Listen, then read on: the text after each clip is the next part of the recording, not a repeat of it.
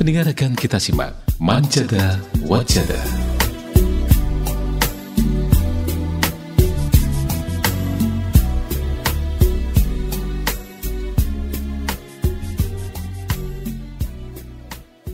Assalamualaikum warahmatullahi wabarakatuh. Radio kesayangan Anda Persada FM Pilihan Pas Kita dan Keluarga.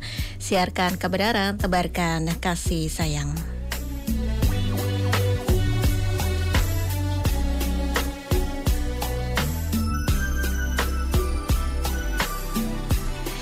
Ya, pendengar Persada FM dimanapun Anda berada, bagaimana kabar Anda di pagi hari ini? Saya harapkan kabar Anda dalam keadaan baik dan sehat sekeluarga dan selalu dalam lindungan Allah Subhanahu wa Ta'ala. Amin.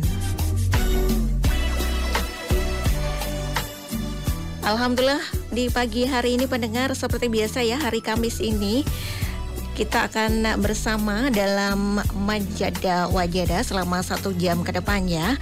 Untuk edisi Kamis hari ini ya, hari Kamis 27 Rajab 1445 Hijriah atau bertepatan dengan 8 Februari 2024.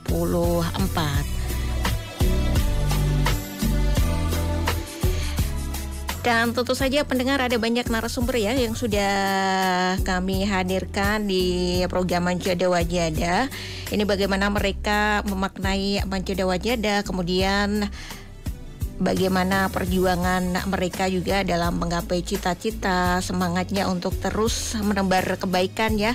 Nanti kita akan bahas, kita akan ngobrol lebih banyak dengan narasumber yang dihadirkan pagi hari ini. Dan pagi hari ini pendengar, ada tema untuk pagi hari ini ya, adalah menjadi perempuan pembelajar dan pengajar. Baik, sudah terhubung di via Zoom ya dengan narasumber kita pagi hari ini, dengan Mbak Arini Hidayah SS SPD MA ya. Kita langsung sapa di Zoom ya. Assalamualaikum warahmatullahi wabarakatuh. Waalaikumsalam warahmatullahi wabarakatuh. Selamat pagi Mbak Isna. Selamat pagi juga. Semangat pagi ya Mbak Arini. Ini saya panggilnya Mbak Arini saja ya, karena sepertinya masih muda meskipun sudah menjadi dosen, Masya Allah. Ya Mbak Arini, bagaimana kabarnya? Alhamdulillah pagi ini baik, sehat. Alhamdulillah. Iya, alhamdulillah ya. Mbak Arini sekarang posisinya ada di mana ini Mbak Arini? Kalau sekarang ini karena masih hari libur ya, hari Isra Mi'raj, jadi saya sedang berada di rumah, karena kan kalau di kampus pun juga libur. Iya. Kalau rumah saya kalau di KTP di Boyolali, sekarang domisili di Jogja. Ya, sekarang berarti tinggalnya di Jogja. Saat ini sendiri di Jogja, begitu ya Mbak Arini ya? Ya, Mbak Arini Hidayah ini adalah seorang dosen di Universitas Surakarta, pendengar. Jadi untuk Anda nanti ya yang ingin bergabung, silahkan bisa melalui lewat telepon di 02716381123 atau di SMS maupun WhatsApp kami di 081393809000. Dan pagi hari ini siaran Manjada Wajada juga disiarkan ada melalui live streaming ya di 102,2 Persada FM melalui channel YouTube kami di 102,2 Persada FM. Silahkan untuk Anda bisa menontonnya langsung ya, menyaksikannya secara langsung untuk live siaran kami pagi hari ini.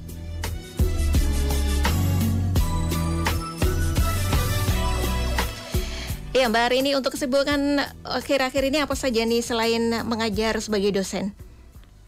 Ya, kesibukan saya akhir-akhir ini adalah karena saya sedang mahasiswa S3 kuliah, ya seperti biasa saya kuliah.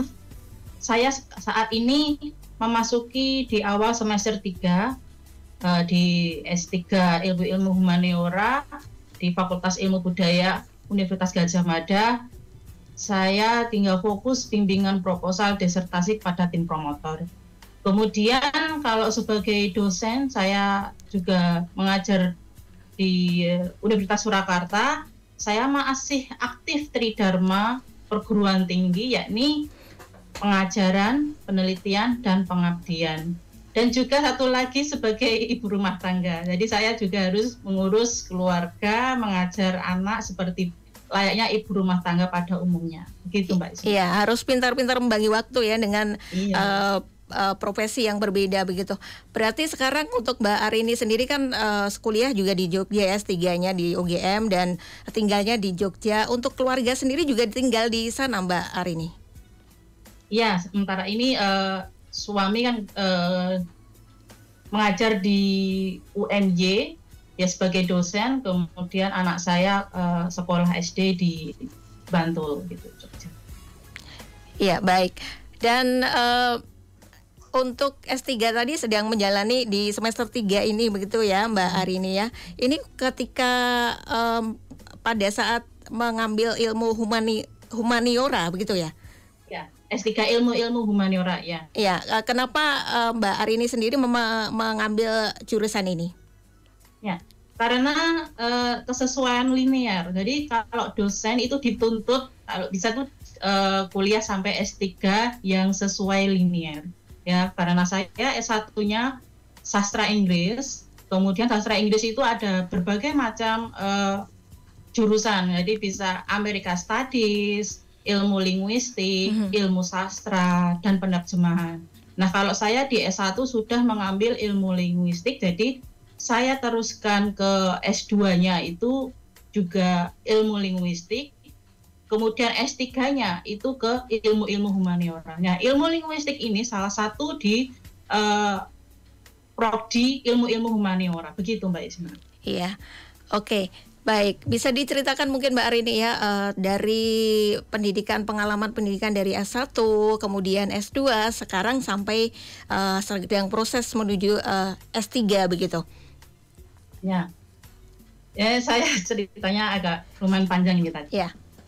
Saya dulu setelah lulus SMA MTA Surakarta di tahun 2007, saya mendaftar S1 Sastra Inggris di Universitas Surakarta atau UNS pada tahun yang sama di tahun 2007 dengan dosen pembimbing akademik Prof. Muki Jatno atau Prof. Yoyo ya sebagai dosen sastra Inggris UNS sekaligus pengurus MTA Pusat Ketua Umum. Iya. Terus kemudian pada tahun 2009 itu saya juga mendaftar S1 bimbingan konseling Universitas Bangun Nusantara Univet. Jadi pas saya semester 5 sastra Inggris itu saya juga kuliah juga Mbak di S1 BK Univet. Kemudian, berarti untuk S1-nya 2 kali begitu ya Mbak Arini ya? Iya betul Mbak Isma. Iya, karena dari gelar kan sarjana sastra dan juga sarjana pendidikan. Itu apa sih yang melatar belakangi Mbak Arini akhirnya mengambil 2 sekaligus begitu?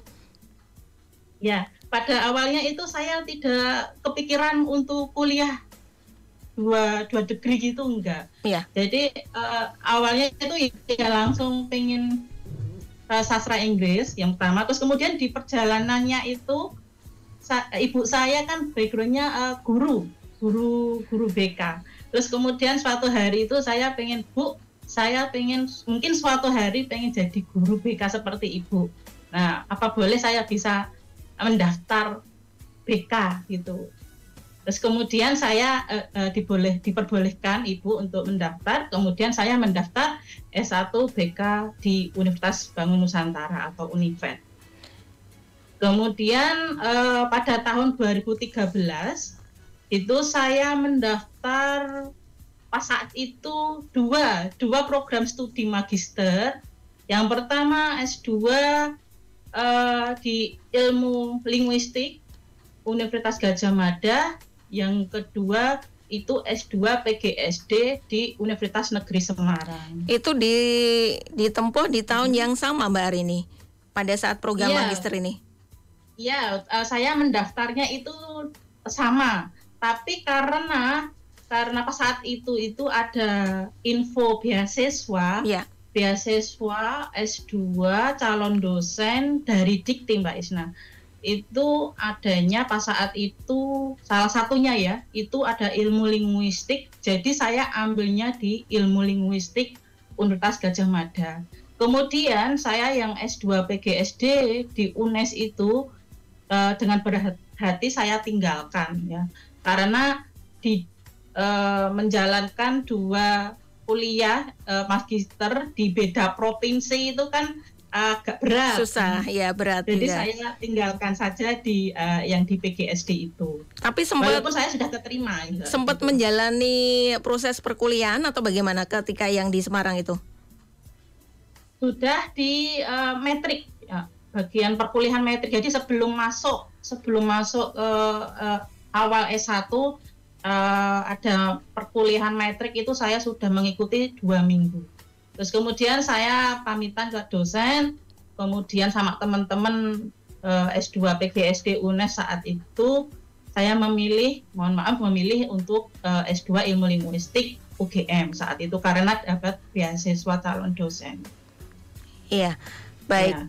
Ya, menarik ya Mbak Arini tadi ketika S1 mengambil pada saat semester 5 mengambil jurusan lain di kampus lain begitu. Nah, bagaimana mengatur waktunya nih Mbak Arini? Kan berbeda ya untuk jurusannya begitu. Sempat mengalami kendala atau bagaimana ketika itu? Kendalanya banyak sebenarnya itu ya. Jadi manajemen pertama awal-awal lagi ya, manajemen waktu ya. Jadi semuanya ini kurang 15 menit atau setengah menit dari kampus Univad ke kampus UNS, saya harus segera izin. Semuanya saya kuliah sedang di Univad, kemudian beberapa menit lagi itu ada kuliah di UNS, saya harus izin dulu ke dosen Univad dulu baru ke UNS. Begitu juga sebaliknya. Memang agak ribet di semester 5 lah. Semester 5 itu agak ribet. Iya, karena tapi ditempuh ya, itu alhamdulillah bisa lancar gitu. Iya, alhamdulillah. Karena itu ditempuh pada saat semester 5 kan masih padat-padatnya begitu dari jadwal kuliah, begitu bukan yang semester 7 atau 8 begitu. Ya, Mbak Arini, tadi kan ketika S2 itu mengambil alhamdulillah dapat beasiswa begitu. Yang S3 ini juga dapat beasiswa juga Mbak Arini? Kalau saat ini S3 saya ini saat ini belum mendapatkan beasiswa, tapi rencana saya ingin mendaftar beasiswa untuk disertasi Mbak Isna. Jadi setelah seminar proposal nanti baru mengikuti beasiswa disertasi lewat BPI Kemendikbud. Ya, dan untuk mencari beasiswa sendiri Mbak Arini yang sudah berpengalaman ya mencari beasiswa itu mungkin ada hal yang perlu dipersiapkan nih untuk mereka yang mungkin ingin nanti ketika kuliah itu bisa mendapatkan beasiswa. Ya.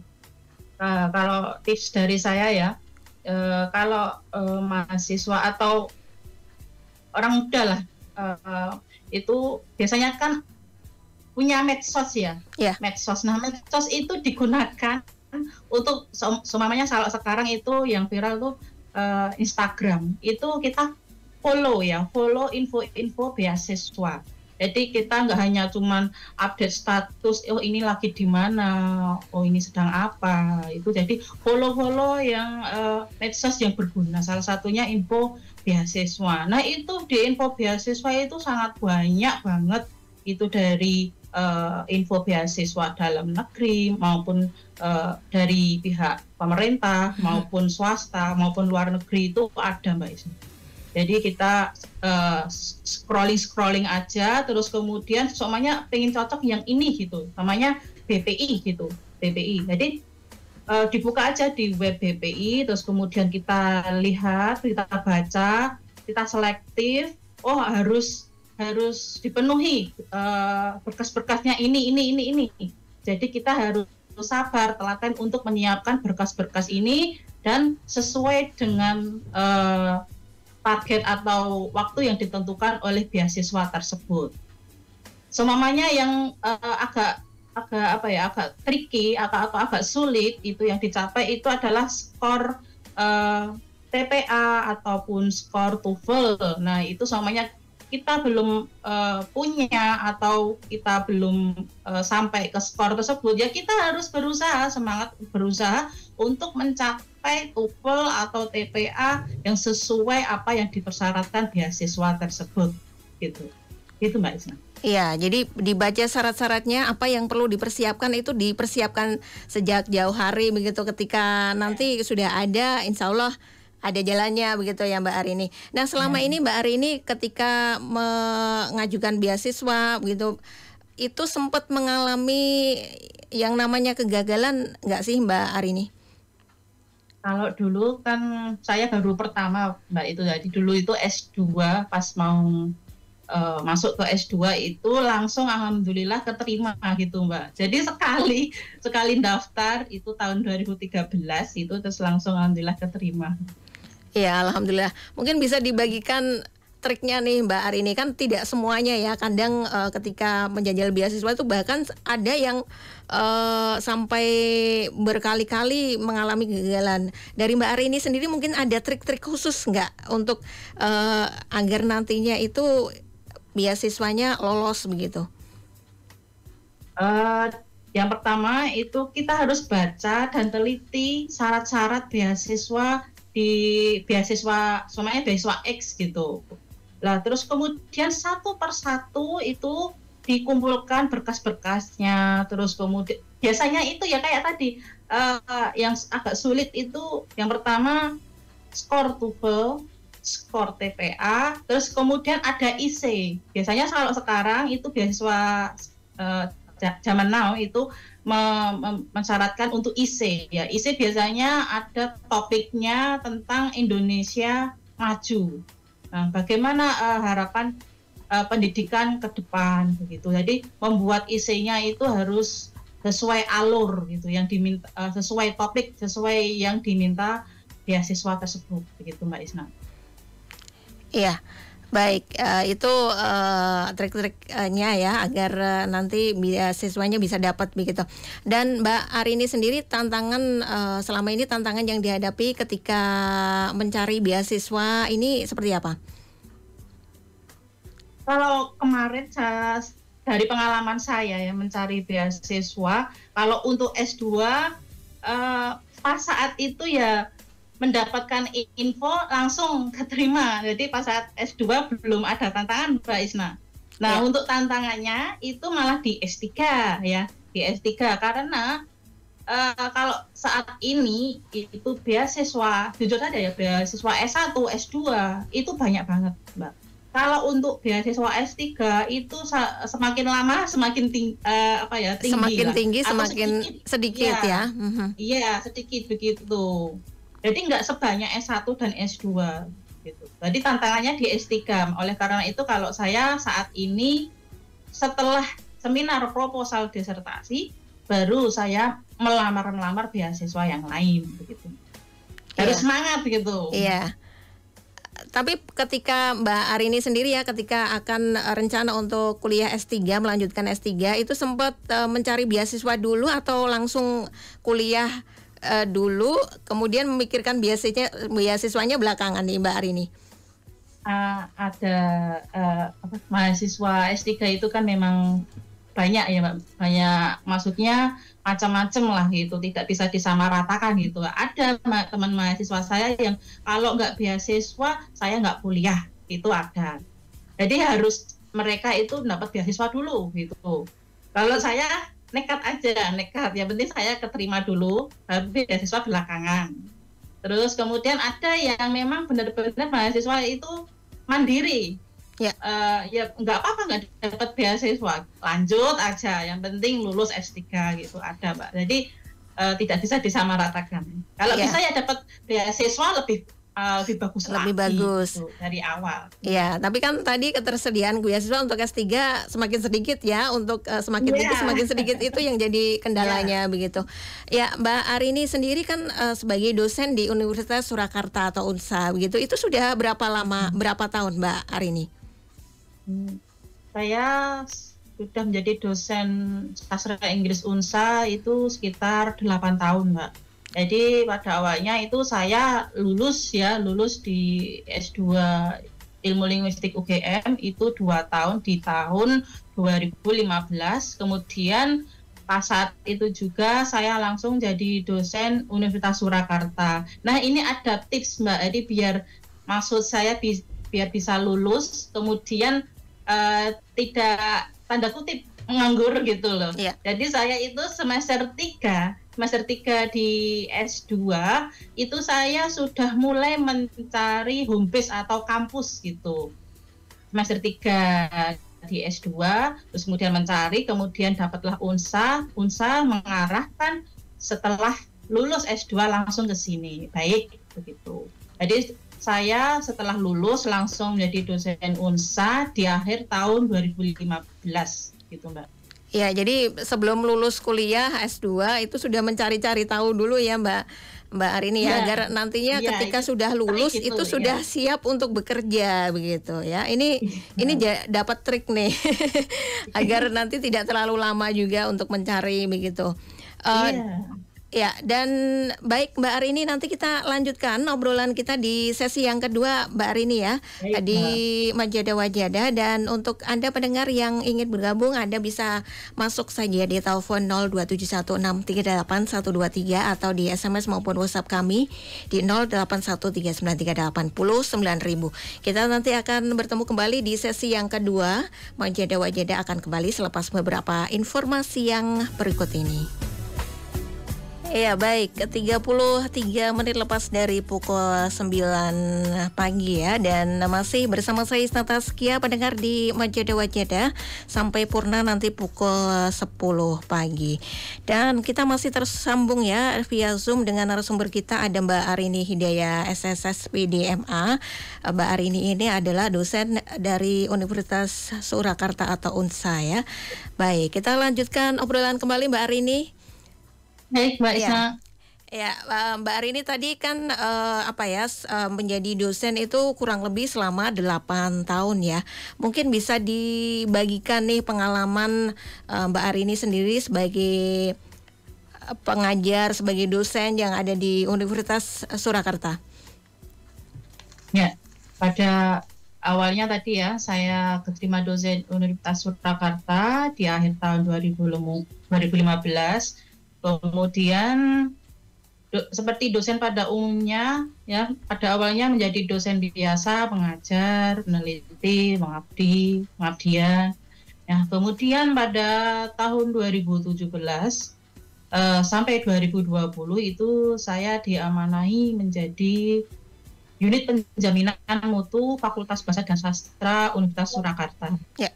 Kemudian pada tahun 2020 sampai tahun 2023 saya diamanahi menjadi dekan Fakultas Bahasa dan Sastra Universitas Surakarta gitu, Mbak. Iya. Alhamdulillah ya sampai diamanahi sebagai dekan. Pengalamannya bagaimana nih selama menjadi dekan Mbak Arini?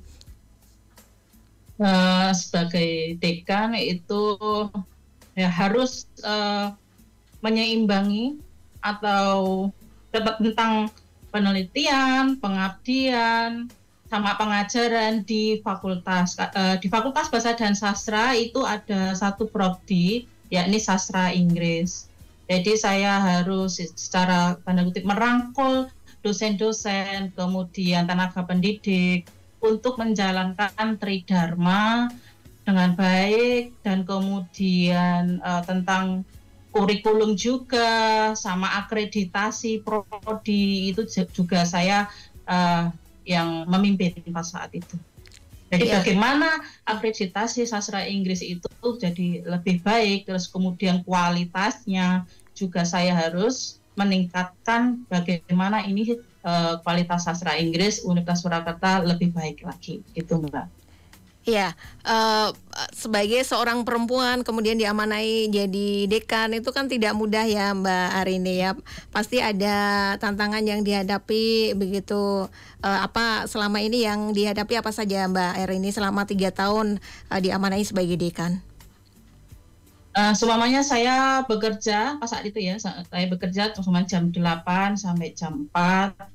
Saya harus pulang gitu, harus pulang untuk mengurusi anak setelah jam 4 atau jam 5 gitu. Terkadang itu saya sebagai dekan ya, itu nanti ada kayak PR gitu loh, ya tugas-tugas yang harus saya kerjakan di rumah. Tapi setelah mengurus anak dan keluarga dulu, baru nanti agak tengah malam gitu, kemudian buka buka laptop lagi, mengerjakan lagi tugas-tugas yang lain yang belum bisa dikerjakan di kampus. Gitu. Harus memanajemen intinya, memanajemen waktu. Oh ini saya harus ini, oh saya ini harus ini. Jadi harus ditarget gitu.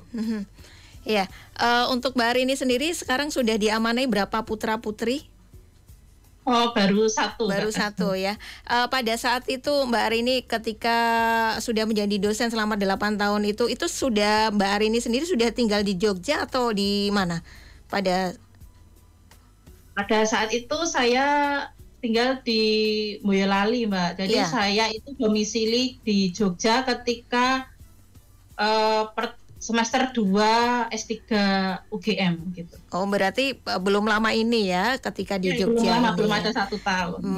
Ya. Dan selama ini Mbak Arini dukungan dari suami, termasuk juga orang tua sendiri. Ini bagaimana nih Mbak Arini? Alhamdulillah ya, karena profesi sama dosen, beliau dosen teknik sipil di Universitas Muhammadiyah Yogyakarta, terus kemudian Bapak itu juga dosen di Universitas Universitas Veteran Bangun Nusantara, itu juga dosen. Jadi keluarga insya Allah sangat mendukung dalam jenjang karir saya dan juga kuliah saya gitu. Ya, karena sama-sama ini ya terjun juga di dunia pendidikan, jadi lebih mudah untuk dalam mendukung ini ya Mbak Arini ya. Pengertian begitu. Iya betul. Mbak Arini, ini informasi untuk pendengar ya, Mbak Arini ini adalah putrinya Prof. Suwarto, jadi mungkin ada yang belum tahu ya. Ya Mbak Arini dari orang tua sendiri kan juga seorang dosen begitu.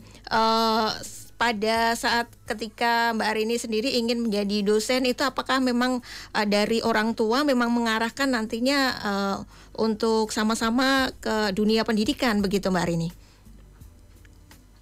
Dulu itu pada awalnya sebenarnya saya pengen jadi guru yang kayak tadi kan saya juga pengen kuliah BK pas saat itu ya, pengen seperti ibu gitu loh. Terus kemudian suatu hari di tahun 2013 itu kan ada beasiswa calon dosen dari Dikti. Nah kalau ada kesempatan ya nggak salah kalau untuk dicoba gitu loh. Jadi kan setelah itu kan beasiswa tersebut kan menuntut mahasiswa-mahasiswa yang keterima itu kan jadi dosen Mbak itu. Jadi kan ya udahlah begitu, lanjut aja. Let it flow gitu. Iya, jadi lewat perjalanan waktu ya akhirnya diarahkan ke arah yang lebih baik lagi begitu. Pada saat itu memang Mbak Arini sejak kecil itu memang cita-citanya menjadi guru begitu ya Mbak Arini? Ya, pengen pendidik gitu. Iya, kenapa menyukai menjadi seorang guru?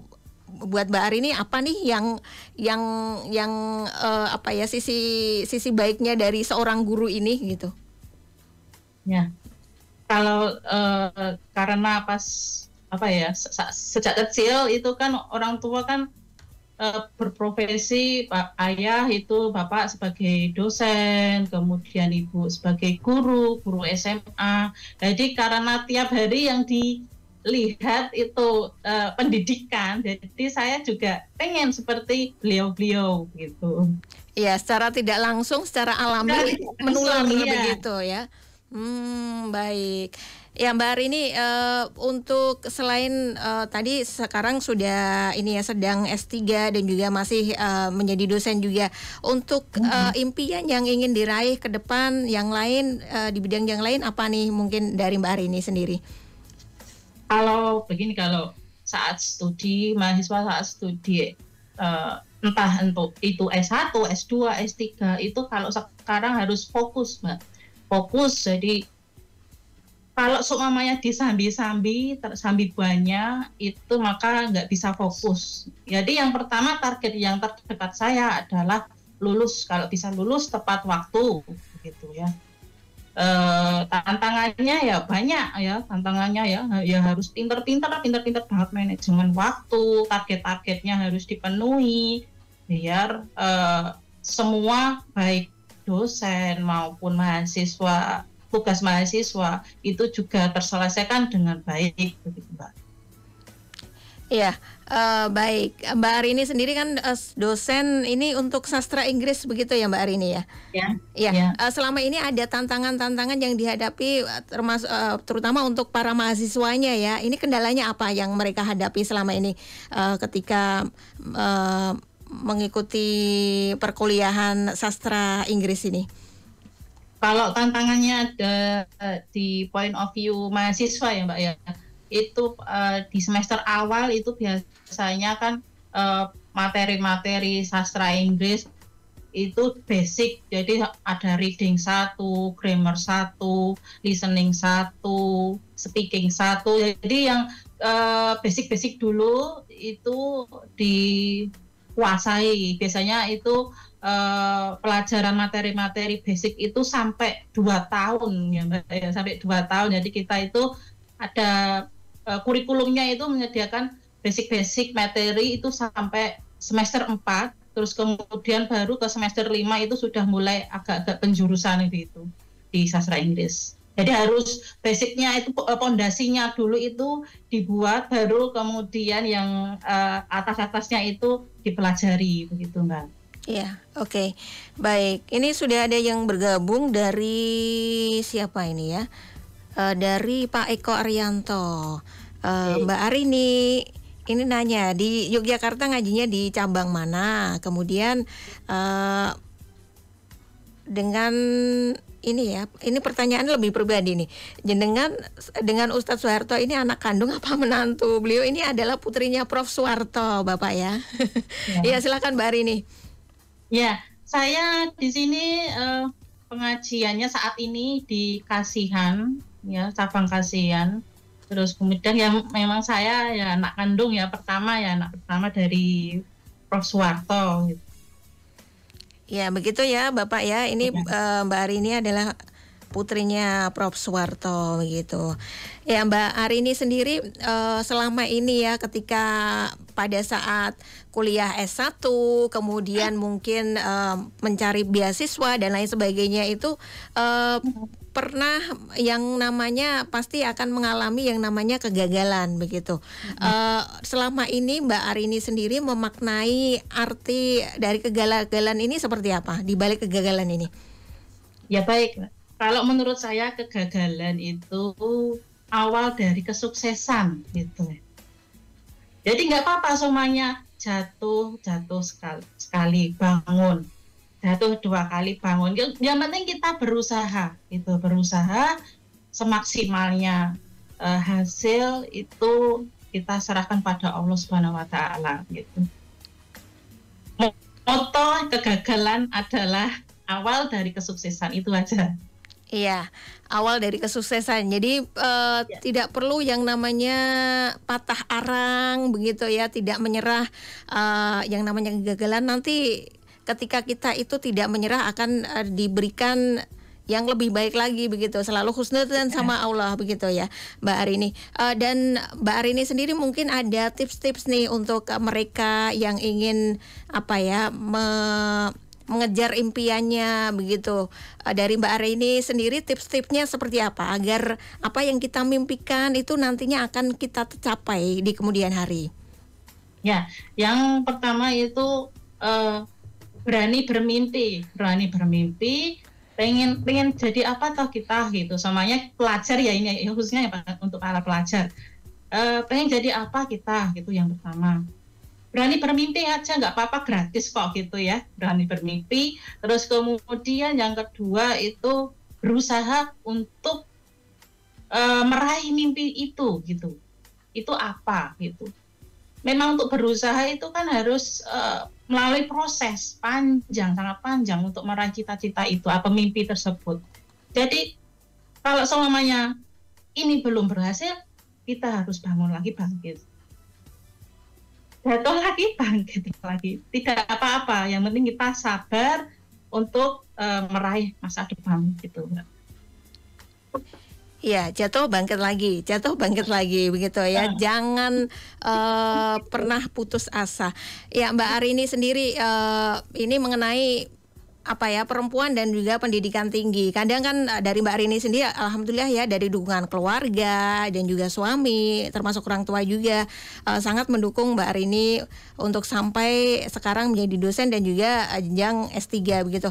Tapi masih ada di luar sana orang tua yang kadang itu apalagi anaknya perempuan ya, sekolah paling kalau S1 masih dinilai ya wajar gitu, tapi untuk sampai jenjang S2, S3 itu kadang tuh ada kekhawatiran dari para orang tua ini, apalagi kalau anak perempuannya itu belum menikah gitu, belum mendapatkan jodoh. Nah, menurut Mbak Arini sendiri ini bagaimana agar para perempuan ini tidak tidak sampai mengkhawatirkan soal jodoh dan lain sebagainya gitu terkait dengan pendidikan tinggi yang mereka tempuh gitu?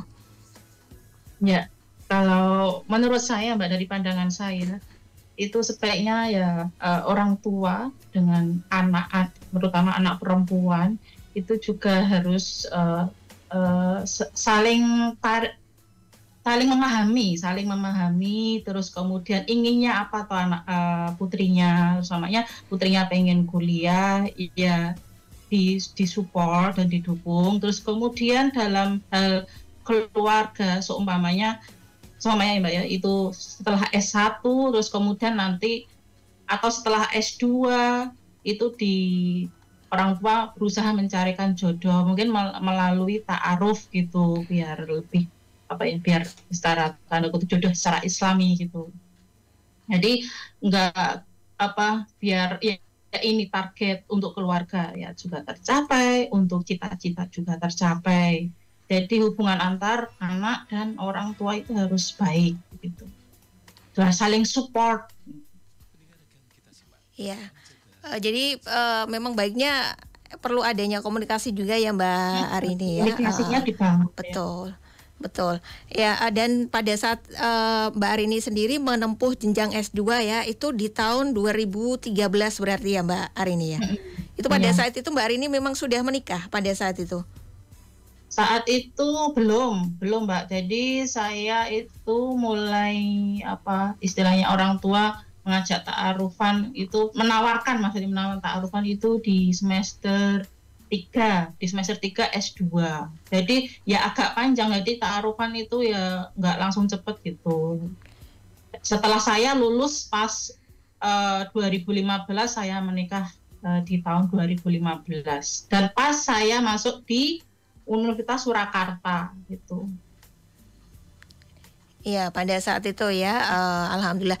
Dan memang ketika akan melanjutkan ke jenjang S2 sendiri, dari orang tua Mbak Arini sendiri memang mendukung untuk melanjutkan, atau dari keinginan Mbak Arini sendiri pada saat itu? Sama-sama sih, saya juga ingin, kemudian yang kedua orang tua juga mensupport gitu, saling mendukung. Jadi jangan sampai namanya orang tua nggak mendukung, itu anak nggak mendukung, putrinya nggak mendukung, itu kayak seperti tolak belakang ya, agak susah untuk berjalan. Betul. Jadi ya biarlah, namanya kalau berjalannya biar enak ya saling support, komunikasi itu penting gitu, komunikasi. Ya, kadang kan di luar sana ya Mbak Arini ada dari keinginan anak itu berbeda dengan keinginan orang tua. Nah, bagaimana cara agar ini sama-sama akhirnya tuh bisa sejalan begitu antara orang tua dengan anak ini? Menurut Mbak Arini sendiri bagaimana? Kalau seumpamanya itu mungkin ya semuanya kalau anak perempuan itu pengen kuliah, semuanya orang tua itu nggak setuju semuanya. Nah itu mungkin tips dari saya, saran saya itu mencari orang, mungkin mencari sosok contoh lah, sebagai contoh semuanya, ini loh perempuan ini bisa kuliah, bisa juga keluarga juga bisa gitu. Terus kemudian mungkin bisa berusaha mencari beasiswa agar meringankan beban orang tua gitu Mbak. Beasiswa itu kan selain gratis ya, gratis pendidikan, juga mendapatkan biaya hidup per bulan gitu. samanya S2 2 tahun, kalau S3 3 tahun begitu. Jadi tidak biar legowo orang tua itu memperbolehkan putrinya untuk kuliah sampai yang ingin cita-citakan gitu. Ya, agar sejalan tadi ya Mbak Arini ya. Ya Mbak Arini sendiri kan dari S1 itu memilih jurusan sastra Inggris. Nah, Mbak Arini sendiri memang dari pada saat sekolah gitu memang menyukai bahasa Inggris atau bagaimana nih Mbak Arini? Kalau pas saat itu saya biasa aja Mbak. Jadi pas dulu itu lulus SMA MTA, kemudian saya itu melamar mendaftar. Yang satu itu pendidikan matematika, terus kemudian sastra Inggris ya. Sebelum sastra Inggris juga kan itu 3 ya saya ya, yang IPA sama IPS itu IPC. Jadi yang pertama itu pendidikan matematika, pendidikan bahasa Inggris, yang ketiga sastra Inggris. Saya pas saat itu keterima sastra Inggris gitu. Saya inginnya yang pendidikan gitu, kalau enggak matematika ya bahasa Inggris gitu. Ya, akhirnya keterimanya jodohnya di sastra Inggris dan sekarang diarahkan sama Allah menjadi dosen di sastra Inggris juga ya Mbak Arini ya. Ya. Ya, baik Mbak Arini, terakhir ini Mbak Arini selama ini ya bagaimana Mbak Arini sendiri memaknai dari manjada wajada ini seperti apa? Ya. Arti kata manjada wajada yakni barang siapa yang bersungguh-sungguh maka ia akan mencapai tujuannya.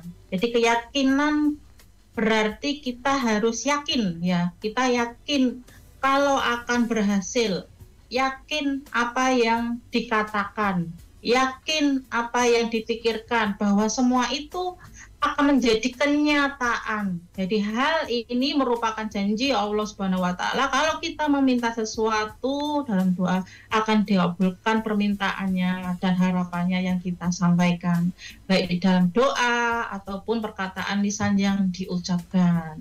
Itu.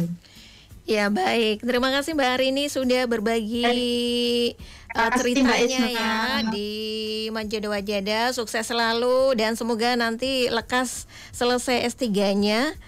Amin, ya rabbal alamin. Amin, dilancarkan segala urusannya Mbak Arini ya. Assalamualaikum warahmatullahi wabarakatuh. Waalaikumsalam warahmatullahi wabarakatuh. Ya baik pendengar, demikian tadi untuk Manjada Wajada ya. Bersama narasumber kita ada Mbak Arini Hidayah SS SPD MA. Beliau adalah dosen di Universitas Surakarta atau UNSA ya.